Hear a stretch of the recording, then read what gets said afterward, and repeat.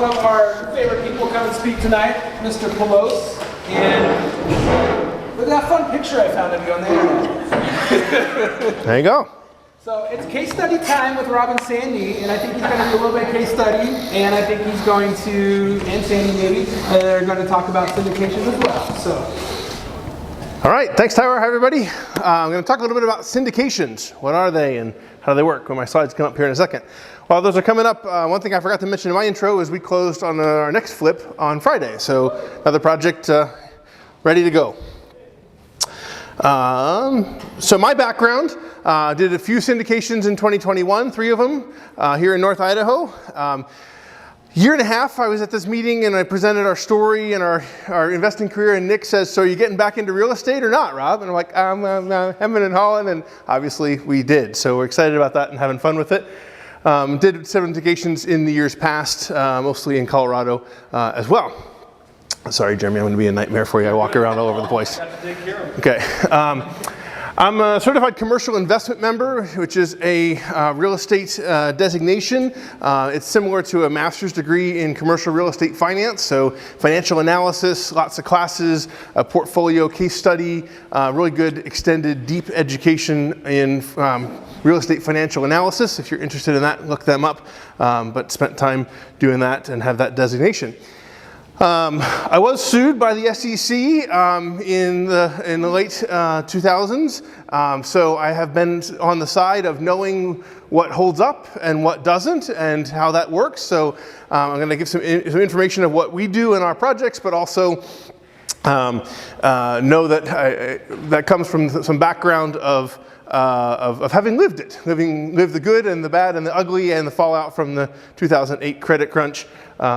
We experienced some of that. So I'm not licensed as an attorney. I'm not a tax professional. I'm not a financial advisor. I'm not a securities broker. I'm telling you my stories, and you can take that for what it's worth, and hopefully you can learn something from it, but seek your own professional advice for your own money.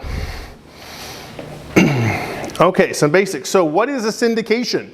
Well, it's taking equity from an entity and selling it so that way you have capital to use to fund the business. So for example, an LLC has ownership percentages, and you can sell that in exchange for capital. The capital goes into the LLC. The person who invested the money gets some interest, some ownership in that LLC, and now the LLC has money to do something with. And so why do that? Well, you can do that for a couple of different reasons. One is you can have the cash to do more deals or to do larger deals. If you don't have cash liquid to do a deal you're looking at, or you want to be able to expand more and have more velocity, this is a tool for how to be able to do that. You use an entity, not investing in my own name, but creating a business, creating an entity that is going to own the property and run the project and so forth. And what that allows for is some different fee structures, some different opportunities, because an entity is going to own the property, but the entity doesn't have any people, it doesn't have any payroll, it doesn't have any employees, it's a single asset entity. And so somebody's got to do some work. And so whether I'm paying professionals, pay as a contractor, or have my own company that does some of the asset management and the property management and the construction management and so on, then there's a fee income stream there as well. The entity also allows for asset protection, some tax treatment situations. If you need a resource, Sage International has a program called Inc and Grow Rich, Inc spelled I-N-C, good program that teaches and talks about different entity structures and why those things are good. So securities, what are they? That is the official definition from the Securities Act of 1933. And it says, and I won't read it all to you, but it's interesting to think about because we think about a security. Well, sometimes we think about stocks and bonds, and that's true. However, it specifically calls out any note, stock, treasury stock, security future, security-based swap, bond, debenture, evidence of indebtedness, certificate of interest, participation in any profit-sharing agreement, collateral trust certificate, and a whole bunch more. These are all securities. These are all things that fall under this Securities Act. Well, so what? It falls under the Security Act. What's the big deal? The big deal is it's regulated. And you have to follow the rules or you get in big trouble fast. So, the Securities and Exchange Commission was established by the government in order to protect investors, in order to make sure that the information was being represented properly and people knew what was going on. And so there's rules and things to follow. And if you do these things without following these rules, that's bad. So, but just realize that there's a pretty broad interpretation. I even had, once upon a time, I had a legal counsel tell me that a note was not a security and I didn't have to follow the rules. Life proved that wrong, and it is. So offering a promissory note, say, hey, can I borrow $25,000? I'm going to go invest in real estate. I'll give you a share of the profits. You just sold a security. You are liable under securities and exchange law. Be aware. So what does that law talk about? Well, it requires the registration of all securities for sale. All securities, all those things on the list have to be registered, period. Except for some things we'll talk about in a minute. And anybody who does that selling must be licensed. Okay? And so it's interesting because, you know, sometimes there's laws where it says, if these things apply, then you have to do this. This is the opposite kind of law. It's like everything has to be regulated unless you can carve out one of these little pieces that I'm going to talk about next.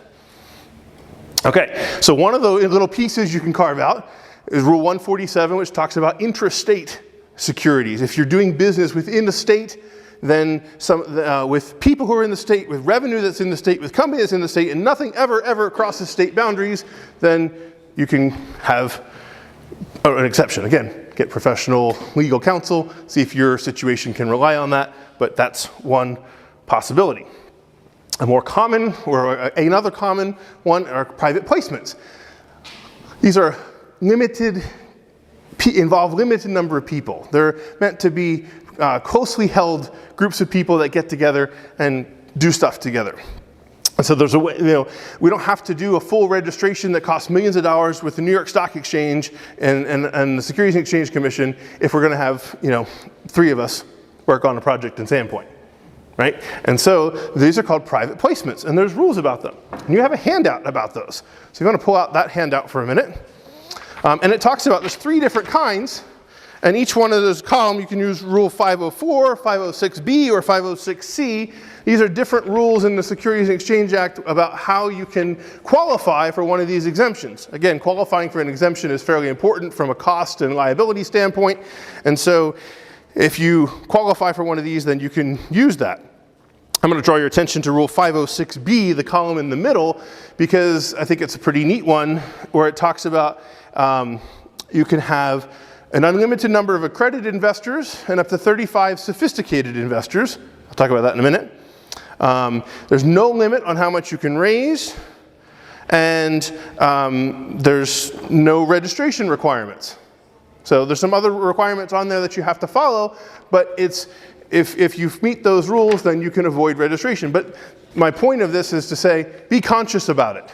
Know what you're doing, and if you're doing something that involves securities, be conscious about, yes, I'm going to use Rule 506B, and here are the reasons why I qualify for Rule 506B, and if you can articulate that at the beginning, you've got a much better chance rather than just guessing and wondering what you're doing as you're going along. So, several different options there. Crowdfunding. Crowdfunding has become a popular thing.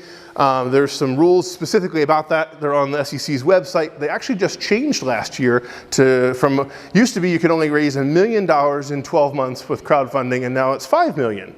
Again, check the rules if you're going to do that, but there's some specific things to do about crowdfunding. What's an accredited investor? Thank you. So, an accredited investor is my next bullet. Appreciate that lead in.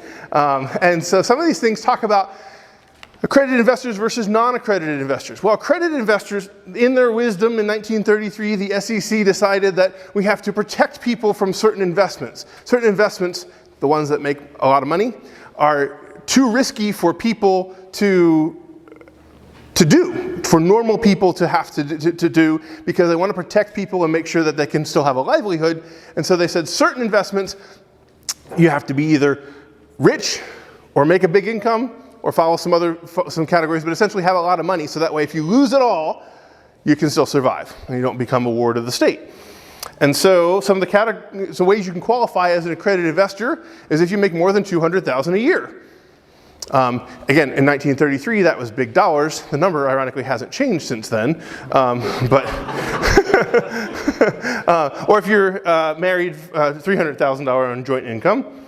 If you have $1 million net worth, again, that was a huge number in 1933, not so much today, but it's still, that's the criteria. Not counting your primary residence. You don't get to count equity in that, but if you have $1 million in other assets, net other assets, then you count as an accredited investor. If you have a securities broker license, I assume you've had enough education to know what you're doing. If the entity is a trust with more than $5 million in assets, or an entity where all of the owners are accredited investors, that entity becomes an accredited investor. And so, accredited investor, again, is just somebody who has enough knowledge and financial wherewithal to be able to invest in something that's riskier. And private placements are deemed riskier because they're not registered, they don't have the oversight of some government organization saying this is such and so, and this is good, and this is bad, and it relies on the individual person, the individual investor, to understand, is this a good deal or not? Does this work for me or not? So, some of the rules, like 506B, allow for a sophisticated investor. Now, a sophisticated investor is someone who does not qualify as an accredited investor, but is still knowledgeable about the situation and the process to the point where you can let in a limited number of those people into an investment syndication.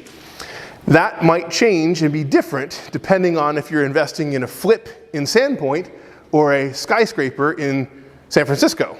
Right? So the level of sophistication for those deals is different, and it's up to the promoter or the person who's putting together the syndication to assess the level of sophistication of the investor. I'm going to pause there. Questions on SEC regulation? Who then decides who's accredited or who's sophisticated? I mean, it's not just up to the discretion of the promoter. So. Well, different rules allow for different things. So for example, 506B says the issuer, the promoter, can rely on what the person says. So if I'm the promoter and you're the investor and I say, are you accredited? And you say yes, I'm like, cool, that's all I have, that's all I need to know.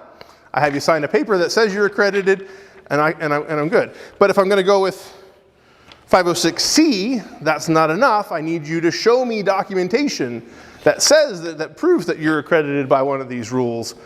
And sophisticated, yeah, it's the decision of the promoter. So it's a risk for the promoter to let somebody who's not accredited into the investment group because they're having to say, yeah, look, I'm going to let you in, but if things go bad, I may have to see how that's going to work out. So, other questions on that part? So what do you need? What do you need to do this? Well, of course you need a team. Real estate's a team sport. That's one of the things that's fun about it. We've got this group here, right? And so primarily you need an attorney. If you're going to do an investment syndication, you're going to need to have good legal counsel. On some of these things, I've listed the people up here that I'm using. You're welcome to contact them and use them. I just mentioned that as a reference because I'm getting good service, which is why I'm using them. So happy to support them and make that known. But there are many other people who can do the job as well. If you can't read it, Stan Birnbaum over at Berg, McLaughlin, and Nelson in Sandpoint. And so an attorney who knows real estate law, transaction law, corporate law, and preferably even syndication investment law. An accountant, having somebody who knows what is the different tax treatment of things and how to record and work with things. Jennifer and Tim presented here a year and a half ago, the first meeting of these that I came to actually. We met them and are getting great service from them. Obviously you need some investors, some people who are willing to put in some capital into your deals. A real estate team, great team that we all get to work with. But that includes the real estate agents, also the insurance agent, the lenders, the title people. If you're going to do this as a business, if this is going to be something you're going to do repeatedly, build up a good team and start to continue to use the same people over and over again. Be loyal to them and they'll be loyal to you and help you out. Operations team, a lot of these deals don't run themselves. A lot of these deals take some effort and some people working on them. So you have to have a team and a plan for how are you going to operate them. From project managers to property managers to construction contractors and so on. So whether those are people that you find and hire or whether people you contract, have a team that you can execute on it. Because if you're putting together the syndication, you're saying, here's what we're going to do, and I'm going to do everything I can to make sure that this turns out the way I said, Mr. Investor or Ms. Investor. And so you got to have a team who can help you deliver. Systems, software, and things in order to be able to run and operate your business. And of course, a really good deal. Right? Well, what do we look for in a really good deal? All the things you guys are normally looking for, but from a syndication standpoint, I'm looking for something where I can double the value of the investment. If I need to be able to do something that doubles the value of the real estate in order to have the margins to do the syndication work and the fees and all the things that go with that. I'm looking for things that has a good narrative, a good story to tell to the investors to say, here's why we're going to be able to double the value. It's not just pie in the sky. I'm counting on 33% market appreciation, which is great, but what else can I do that is going to make it turn out this way? Right? Something with a high chance of success. If you're going to involve other people's money, hear some of these podcasts or tapes or CDs or whatever talking about using other people's money, get an infinite return and so on. But be careful. If you're using other people's money, you have a double responsibility to take care of their money and the trust that they've invested in you. So you've got to, it's not a free ride of, yay, I got other people's money to do my deal. I'll see what happens. I think you've got to be extra responsible for it. Mitigate risk. You have to have a plan of, some of us are naturally optimistic. That's why we're investing in real estate, is because we see all the positive potential what could happen. But making a list of what could go wrong and how do I avoid this and how do I avoid that and what do I do that is actually really helpful for the investors to see, but also for you to help make sure that the project is successful. Have an exit strategy or multiple exit strategies. How do we get out? If this goes this way, how do we get out? If this goes well, how do we get out best? Some different plans to be able to exit. And something that's going to keep your interest, right? It might be a great deal, but if you don't want to spend the time to do it or it's not making enough money for you to be interested in it, then you're probably not going to do a great service to your investors. So something that's going to keep your interest would be good too. How do you structure the investment? How do you structure it so that way you get good value for the effort, for what you're providing, and the investor gets a good return? Build a spreadsheet. I make some steps here. It gets a little detailed, but essentially a spread, if you add the fees that you're going to charge for the people who are going to do the work of the investment to make sure that that comes out, add the financing and the costs, right? Have enough equity, have enough cash that you're going to raise to make sure that you cover your costs, plus have some working capital in order to be able to keep business running efficiently. Add in return of equity. Obviously, you have to pay the investors back. Add in a preferred return. Talk about that in a second. And then make a guess as to what percentage, how do you split up the profits? After those things are paid, then presumably you split the profits up amongst the entity ownership, which includes you and several others, and so your investors. And so what percentage split do you need in order to attract your investors to give them enough money for them to be interested? Question? Rob, and maybe you're starting to answer the question, but if you have 4 partners, let's just say, that invested money, do they usually say, I want to know I'm going to get a 12% return guaranteed, or do they want a percentage of the gross profit? Is it a percentage or is it guaranteed interest with a pretty high return? Yeah, so normally you can structure, it's your deal. You get to structure it how you choose. So you could say, I'm going to pay up to, I'm going to pay you 12%, you're going to get 12%, that's all you're going to get. I find that people if you're going to have a good story and a good deal that has a good upside, investors want to play in that upside. They want to have some knowledge that they're going to get some return, but they also don't want it to be capped and limited. So what I tend to do is offer a preferred return to say, all right, investors, you're going to get first before we split up any profits, you're going to get paid something like 8% on your money. You have some cost of capital, you borrowed it from somewhere, you chose not to invest it someplace else. So first thing, I'm going to help you make 8% on your money. That's kind of gives them a floor to be comfortable with. And then we'll split up the profits thereafter, which gives them a ceiling, not a ceiling, but a participation in the upside of the deal. But I'm not usually going to offer 50-50 because I'm going to offer enough for it to be interesting to them and make a good projected return, but also it's a business for me in order to make money with too. So what is that right split? And that's different for each deal. It depends on how much the deal is making and how much capital you're taking in. Did you find a creative financing structure so you only need a little bit of capital and you have a whole lot of financing? Well, then maybe you don't need to give as much ownership because they don't need as much in order to make a great return. Or you're doing an all-cash deal, and so you've got a whole lot of investors with all kinds of cash that are coming into the deal. You're going to have to give up a lot more of the upside just in order to have enough profits for them to be interested. So those are the decisions that you get to decide as the promoter or the person putting together the syndication. And for me anyway, that all comes out in the spreadsheet as I move the numbers around. So how do you comply? Like, how do you have this vision and do these things, but also then make it so that way you're trying to comply with the rules? Seek legal counsel, another plug, right? But also a private placement memorandum can be a really good way to do that. And in fact, it's even mentioned, not in so many words, but on Rule 506B, if you go down to the information required, it says investors must be provided SEC level prospectus information. And the way that I handle that is with a private placement memorandum. And it's a 30 to 35 page document that I write that talks about the deal. When it covers these things. What are the details of the project? What's the structure? What's the funding? What are the sources? What are the uses? What are the highlights of the pro forma? I'll put the spreadsheet in there. Here's what I think is going to happen. But I usually put 3 copies of it in there. Here's what I think is going to happen. Here's a worse version of what could happen that I hope doesn't.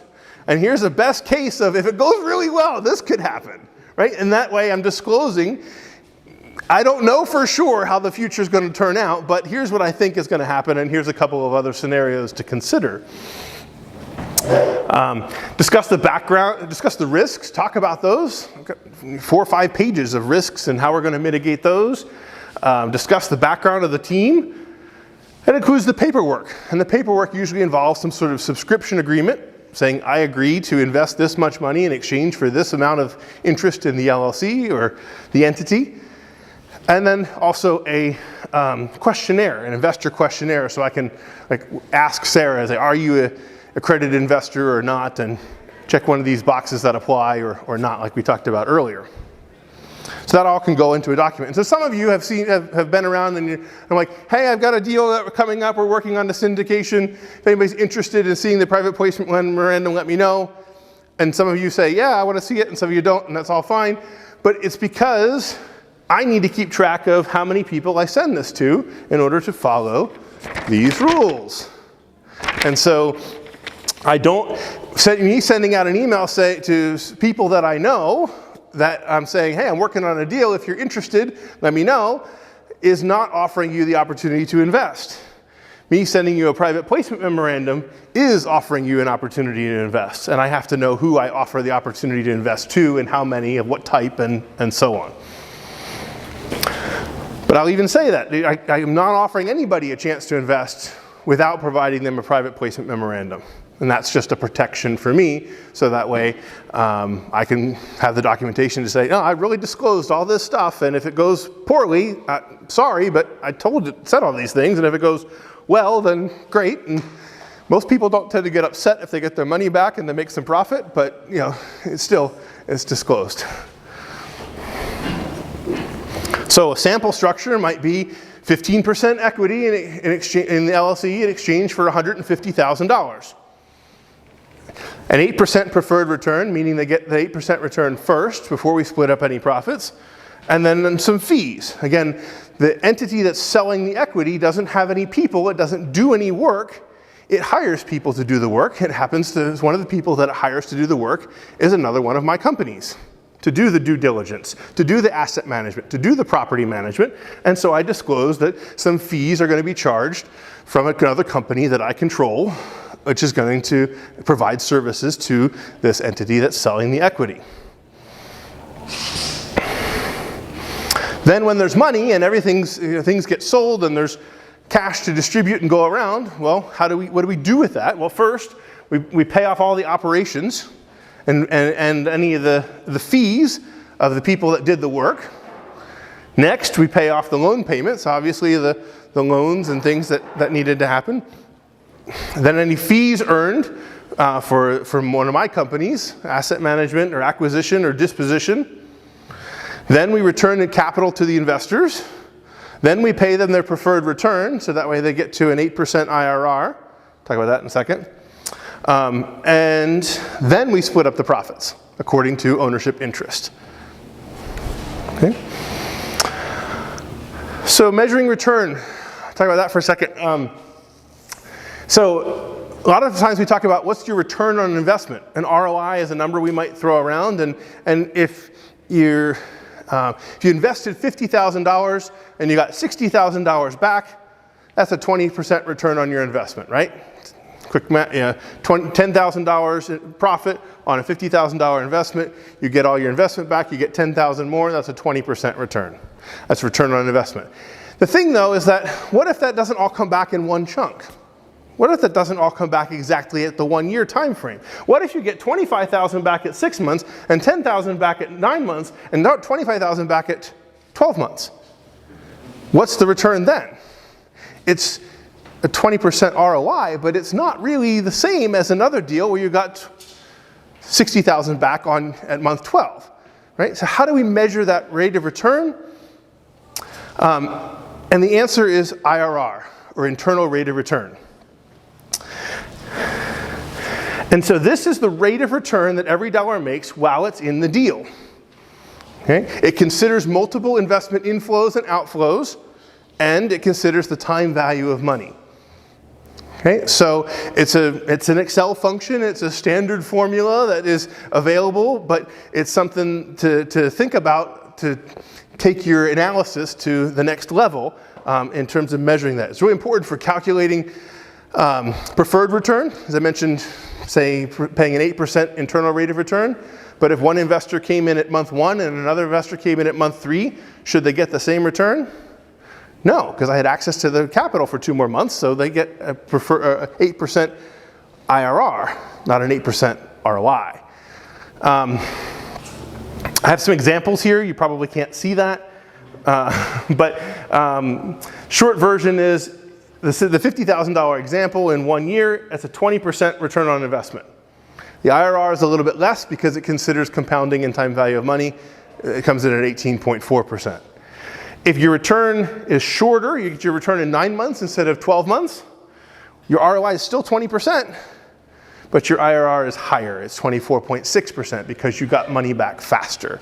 If your return is later in 15 months, your ROI is still 20%, but your IRR is 14% because it had to stay in the investment longer. And then now if you have irregular cash flows, this 25, 10, 25 pattern, how does that look like? Well, again, ROI is 20%, IRR is 24%.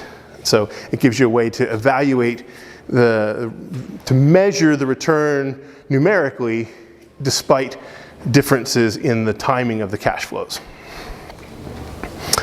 So I point that out because we're going to talk about a case study. And I paid an 8% IRR preferred return, and so I wanted you to have context on that. Diamond Point is a subdivision in Old Town that we worked on. This is the river and the boundary between Idaho and Washington, just out about 45 minutes west of here. Old Town's here, Newport's here, and we've got a piece of land up there.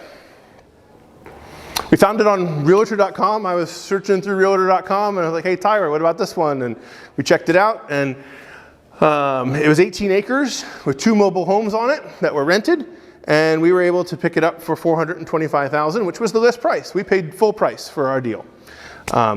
We just had an idea of what we could do with it. And it had $1,300 a month rental income, and we syndicated the equity in order to be able to have the cash to buy it. And so we offered 15% equity for $150,000. We bought the building, or the property in my name. We got bank financing on it, and then quitclaimed it into the LLC.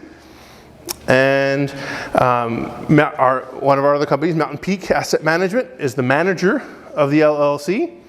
It provides asset management, property management, and took care of hiring the surveyor to do the subdivision. And we were fortunate to find the surveyor pretty quickly. One of the neighboring properties was being surveyed, and we're like, hey, while you're out there, could you do ours too, please? And it took a few extra weeks, but it fit in nicely. So we subdivided it into 3 parcels. A 5 acre, it was zoned for 5+ acres, so we kept them all at 5 acres and above.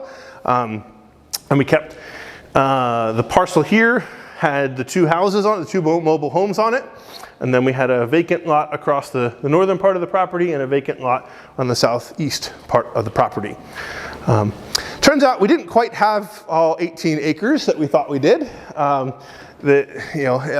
Idaho's buyer beware, and the county said it was 18 acres, and the sellers said it was 18 acres, and the seller's agent said it was 18 acres, and the surveyor did the math. He's like, that's 17.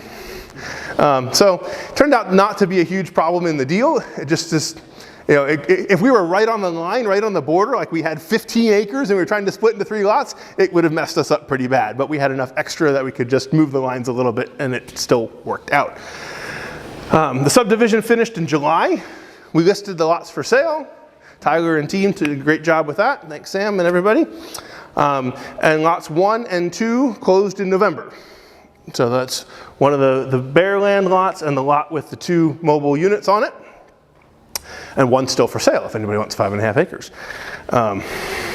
Here are the numbers. Again, those in front can see, but I'll kind of talk you through them. So here's a picture of the land and the different lots in the subdivision there. We got a 80% first mortgage on it for $340,000. We only sold $100,000 in equity investment, so there was more room, but because of that, we had to loan $39,000 to the entity ourselves. We collected $8,000 in rent, and so far we've sold the 2 lots for $555,000 with 1 left to sell. Uses, so what do we do with the money? Well, we had a down payment and due diligence fees and survey costs and asset management and maintenance and taxes and insurance and closing costs and paying back the loan and all those things that I talked about on the other slide of how we would do things in order. But here are the numbers of all the things that we paid back. And maybe most importantly, on the distributions part, we paid back the $100,000 in investment capital that people had had given us. We paid them an 8% preferred return, which came out to $2,583 because of just the timing of when those things got invested. And we had $40,888 profit to split up, which we did according to the ownership interest in the LLC. And that yields so far to our investors a 15.3% internal rate of return, but we still have 1 lot to sell. That's free and clear, and except for closing costs, will be all profit for us to split up. Nice. Thanks. Well, what's your asking price of the 1 lot? $218. Any questions? I got 1 more slide, but any questions on that before I move on? What's the uses total there? All the cost of that happening All in cost is, these total about $700 or $695, and the sources is $702. This includes what we've paid out in distributions, and there's $5,000 or so in the bank. Tyler? Is it fair to say like being able to get a residential loan on it was one of the best ways to make this happen? Yeah, a bank residential loan was helpful for us in that it was lower cost. We had, our interest rate was not awesome, but still 6% or so better than hard money. We had 20% down, but it also went through really easy, which I was surprised about. In that we worked with Freedom Northwest Credit Union, and they seem to finance anything that has dirt. And so I called, started the conversation, and I turned in some documents, and I turned in some more documents, and I was like, okay, early on in the process, it's the first time they asked for things, and the first response, and then she called the next day and says, okay, your loan's approved, when do you want to close? I'm like, what? Like, that's awesome. I better get going on selling the equity. So it came together nicely, and we've used hard money for other deals that we're working on. The one we closed on Friday was a hard money loan, and that's that private money loan. We've done that before, and that goes well. But this time, we had the longer time frame, the longer expected duration, and it seemed like that would be a lower cost option for us. At least we didn't have to pay the points up front, so that helped too. So was this syndicated under the 504 then? No, we did 506B. 506B. I only have 2 investors in it, so it certainly fits under that rule, and all the other pieces, and private placement memorandum and all that. Did you have to create easements or driveways to the other property? So the road was already there. There's a road that winds through. I did have to create easements and make sure that things power, because power is here to this lot, but that way people could draw power to the other lots. Shout out to Sean, who helped me look at the survey and ask for the right things, because that's part of his career in the past, was figuring out how to make all the right easements and things. So again, from this group, knowing somebody who had done some things before helped me get the right questions to the surveyor, so that way they could do the right things for us. But my work on that was a phone call with the surveyor to say, hey, can you add this in? Hey, can you add that in? And they're like, okay, sure. And other question? Yes? What is a quit claim? Quitclaim is a way of transferring title, and it says, here's the interest, whatever interest I have, I transfer it over in this way. It's different than a warranty deed or other types of titling transfer where it's guaranteeing what you have. Quitclaim doesn't make any guarantees. It says, whatever I have, you now have. And they're not always quick. No, not necessarily quick, but there is quitting or quitting the title to the ownership to another entity. Especially with Freedom, because it's more of a portfolio lender, was there zero concern about the loan being called or anything because of the quit claim? There wasn't a concern. I didn't broadcast it to them and send them a letter or anything. However, it's an entity that I control and have a majority interest. So that's usually... They weren't escrowing. Flag, so. Yeah, so it wasn't a big issue, and it's something that I've, again, check on, be careful, ask your professional advisors about, but it's something that I had a problem with, and I'm just more trying to be upfront with the investors of here's how we're going to take title and here's how we're going to move title in order to make sure everybody's protected. Mark, who's our lender in the group here, maybe others too, but he basically admitted at the talk down in court, once I give you the loan, you sign, and I rarely will call you and ask you, did you quit your job? Did something change? So while he was not saying it was great to do things different after the loan was closed, he basically said they never check. Has anybody ever had a loan called after claiming? There's horror stories on like bigger pockets, so that's why I'm always like, who? Well, I want bigger pockets. I've heard locally that if you get a local loan that has an Idaho housing assistance with it, those will get called due. Yeah, those, if you're any kind of housing assistance, yeah, just buy a piece of property. But it was an investment loan to start with. And not a principal residence loan, right? It's an investment loan and to an entity that I control, and and obviously we paid them back, and that's really the thing that they want. They're worried about if you don't pay them back, then you could, that's bad. But in general, pay back your lenders.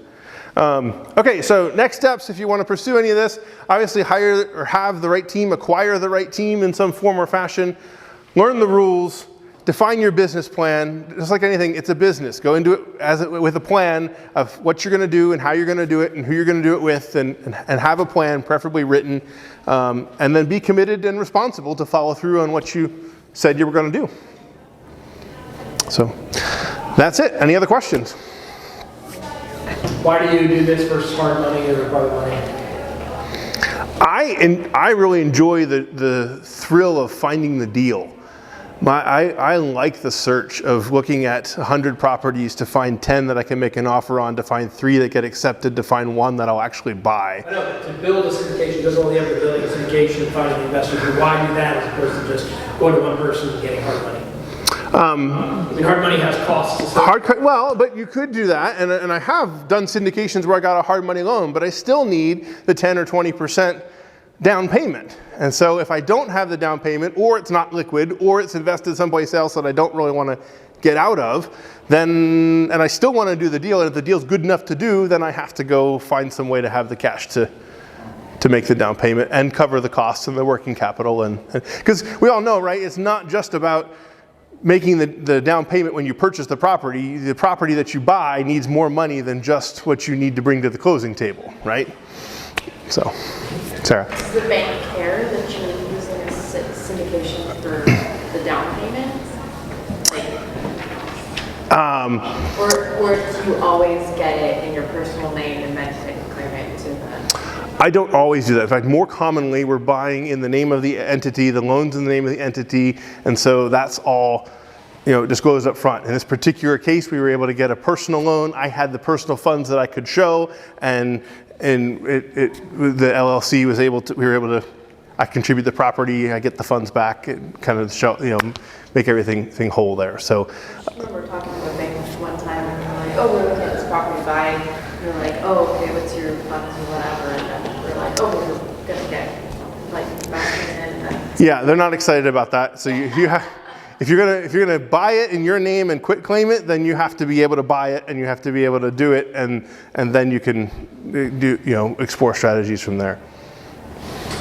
So Rob, so was your purpose for presenting tonight just to share your own experience in case others wanted to consider syndicating, or was it so that you can look for perhaps other investors or partners or other team players for your own projects that you're doing, or a combination of both? Well, it started out as I talked to Tyler. We were excited just that Diamond Heights had closed and we had sold some things, and I said, hey, do you want me to do a case study on that? He's like, that'd be great. And then found out that there was no other speaker for tonight, and I had like 10 minutes of content and for the case study part, and like, well, how about I throw in some slides on syndication? So it kind of built from there. Those of you who have been to these before, my introduction normally goes something like, hi, I'm Rob, I do syndications. If you're looking for an accredited investor, looking for passive money investments, come talk to me, I'll put you on my list, we'll talk later. And so, yeah, if you want to invest passive money, and I don't have a deal to sell anybody right now, so I'm not pitching anything, but if you want to get on the list and I can talk to you about the next one, that'd be fun. If anybody has money sitting in an IRA, and they want to be able to do these kind of things, the best place to put IRA money. You self-direct your IRA money, you can take it out of the market. It's part of a balanced financial portfolio. Yes. When I buy syndications, I use IRA money specifically, because it's already retirement money, it's already long-term, it's already just kind of out of the way. I put it aside. Do you have a way to get your money out of your IRA into a self-directed? Yep. Yeah, there's a ton of companies that do that. Yeah. Isn't he Main Street business podcast? Mark Kohler. Yeah. Directed IRA, that's the company I use. KKOS, Kohler Lawyers. Good outfit. Sean, what's the name of that book you gave out about the self-directed IRA handbook by Matt Sorensen, who is Mark Kohler's business partner? Okay, Mark Kohler, Matt Sorensen, that's exactly the company I use. Yeah. Doing my IRA. Yeah, so they can take control of your IRA money. They can transfer it out of your brokerage account or wherever it's sitting. They create the entity, and then you can say, I have X dollars in here, I want 50% of that to go to Rob. I want 50% to go here, whatever you want to do with it, doing stuff right. It's beautiful. Okay. It makes so much sense because it's basically why invest in stuff you don't really understand stocks. We're all real estate professionals in some capacity are going to be. Real estate or invest in something you really understand that you can grow at faster than 8 or 9%. You can put in something that's going to go 12% or 14%. That's all. Well, It's also 15 and going towards whatever the next one sells for. Yeah, it's good. Numbers should look really good. It's also recognition of balancing the portfolio. If you work in a traditional work environment with 401k, you can't surround stuff direct like 401k. So that's in the market. And if I have other monies, so if I've got money in the market and I have a large IRA that I don't want also in the market, I can withdraw some, all, whatever, and buy real estate. Again, if we're talking about going into an inflationary period where hard assets are going to be worth more, remember your mortgage price never goes up. Like I buy the mortgage now, that payment is the same over the next 30 years. The value, the purchasing power of the dollar only decreases over time. And so in a high inflationary period, that purchasing power decreases rapidly, where an asset doesn't. And so I think the market's going to shit themselves personally. Nick. So I'm just curious, I know you've done larger syndications than this before, right? Yeah. But the example that you gave, you only had a couple investors Yeah. in this one. Would there be any drawback to just doing a joint venture agreement with a deal like that, with that kind of structure, or is it not that complicated to set this up?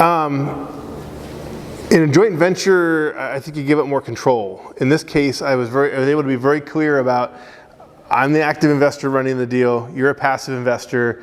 You get no say, and but you do get a return. Or the plan, the pro forma is for a return. Having done several of these, it's not that hard. It's a Saturday afternoon to set one up, in my opinion, because I've got forms and papers and things that I can draw on from the past. The first one you set up is it's a lot of lawyer time. It's a lot of things. So. But some of it comes down to, I know you can write into the controls into the joint venture agreement the way that you want, but this is a repeatable pattern for me. So whether it's a small deal or a big deal, I can repeat this pattern with the fees and the structure and so on, and make a business out of it. So yeah. Is the biggest reason you wanted to do that is, let's just say you had the money, and I mean, I'm sure you did, but it's just so it's not all tied up for so long? Is that why you bring in syndicated, or what is the main motivation? So my main motivation is to build a business. Build a business of being able to do syndication, so that way sometimes put a tack a 0 or 2 on each of these in a few years, right? But the other part is similar to those of you who like to do BRRRRs. You use the same down payment from one to the next to the next. Well, now I could use, it's kind of that approach, except it's added velocity, because I didn't even have to tie up that down payment for more than a couple of days instead of 6 months or something while you do the BRRRR project, and it's just ready to I can roll right on to the next project. Now, I didn't find 10 projects to do this year, and I have a day job, so that's, there's some limits there, but again, a repeatable business that I can build. What is your average management fee? The asset management fee, 1% of the asset purchase price per year, paid monthly. I charge the size of the deal. So if you're doing your property management, you got. Well, if it's a big deal, then it's 1% of a bigger number. If it's a small deal, it's 1% of a smaller number. It's asset management is 1% per year, paid. It's paid monthly, so split up into 1/12 of 1% for monthly payments. The acquisition fee, I do 5% because there's a lot to do about acquiring the property and doing all the studies and the research and making sure we've got a good deal. And there's a lot that don't make it to getting paid in order to those have to cover. I do a 1% disposition fee, so when it sells, there's work that's involved in marketing and supporting the realtor and selling, so the company gets paid a fee when we sell. When we do property management, there's a fee for that. It's not nickel and dime, but it is getting paid for the work that we do and the value that we bring to the deal and that's another revenue stream. So my part of the deal is, yes, I get some profits on the back end, but I also get to make a business that creates fee income along the way. Sure, you take care of all the finance and everything else. Yeah. Work. Yeah. Me and my team. And that makes it easier for your investors too, because everything's already set up in your systems, right? So that's the value that you're bringing there too as well. Yeah. Cool. Yeah, that's the biggest difference between that and like a joint venture. And then you say, joint venture, generally, we're splitting the workload. He's going to do surveys, and I'm going to do construction, and he's going to do, well, I don't do anything. I give him $50,000. A year later, I wait for a check. Yeah. Well, my experience with joint ventures, you set it up however you want. You put true. And you specify who's responsible for what. But maybe I'm wrong, but... No, I think you can, yeah. It's just, No, this is interesting. I'm just curious on a deal like that, what would be easier? But you've done it before, so it makes sense. yeah, I mean, in some ways, this is what I know, and it's kind of cookie cutter. I can stamp these. You know, some people talk about, you know, well, what might you have lying around your house? Well, at my house, I have an extra LLC lying around, just waiting for the right deal. You know, so it's.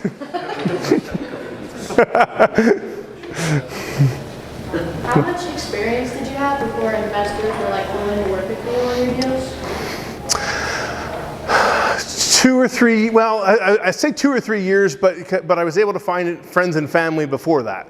So before I had enough experience that I could talk to somebody that wasn't a personal friend or a family friend already, 2 or 3 years. And part of that was just, again, the narrative of telling the story of, I've been to these classes, I've done these deals, this has worked so far, here's my good plan for the rest. And you can even disclose, one of the risks is that I am inexperienced, I am young, I don't have a lot of extra capital, whatever. You can disclose these risks to the investors, and some of the times you think things that might turn somebody off, actually they appreciate knowing where you are and what some of the risks are, knowing that you've thought about this risk. And that may or may not turn them off, but knowing they'll give you props for having thought about it. It does take a while to cultivate a group of people, because you don't know when you're ready to do a deal, you don't know who's ready to invest at that point. Different people might be in the middle of doing different things. So having more people than you think you're going to need who have the potential of investing is good, because then some of them will be ready at the time, hopefully, that you are. But I wouldn't, if you've got a good deal and a good plan and a good support network, a good team around you, I wouldn't, put the experience behind you. I wouldn't say that's a roadblock. It's something to work on. So, great. Thanks, everybody.